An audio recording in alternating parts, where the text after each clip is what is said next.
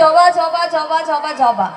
সত্যি জবার এই যে একটা 16 বছরের মেয়ের জার্নি থেকে একেবারে সে ঠাম্মা হওয়া অবধি আপনারা কিন্তু পুরো জার্নিটাতে আমার সঙ্গে ছিলেন এবং আমাকে অঢেল ভালোবাসা দিয়েছেন।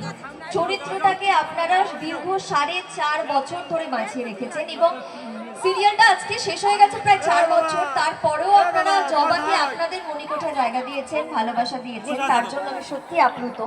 আর সত্যি বলতে জবা চরিত্রটা আমার জীবনেও অনেক বড় একটা অধ্যায়, কারণ জবার চরিত্রটা করার পর থেকে আপনাদের এই ভালোবাসা তো সত্যি জবা আমার কাছে খুব স্পেশাল। তাই আজকে মঞ্চে এসে আপনারা যখন বলছেন যে জবাকে তাহলে আপনারা, কারণ পর্দাকে যে টিভি খুললে দেখতে পান, জবাকে তো দেখতে পান না, তাই আমি এখন একটা ডায়লগে যাচ্ছি আর এই ডায়লগটা আমি জবারই বলছি। দেখুন আপনাদের কেমন লাগে। আমি জানি ছোট বাবা, আমি জানি আমি কোনোদিনও আপনার যোগ্য স্ত্রী হতে পারবো না। আমি তো কোনোদিনও আপনার যোগ্য হতেই পারবো না। আমি তো লেখাপড়া জানি না, আমি তো একটা অশিক্ষিত। আমি তো কোনোদিনও আপনার ভালোবাসাটা নষ্ট করতে চাইনি ছোট বাবা। আমি কোনোদিনও চাইনি দেবী দিদিমণির ঝামেলাটা নিয়ে। আমি কি করবো বলো? ঈশ্বর যে আপনাকে আর আমাকে একসাথে বেঁধে দিয়েছে। আমি আপনার থেকে কিচ্ছু চাই না ছোট্ট বাবু।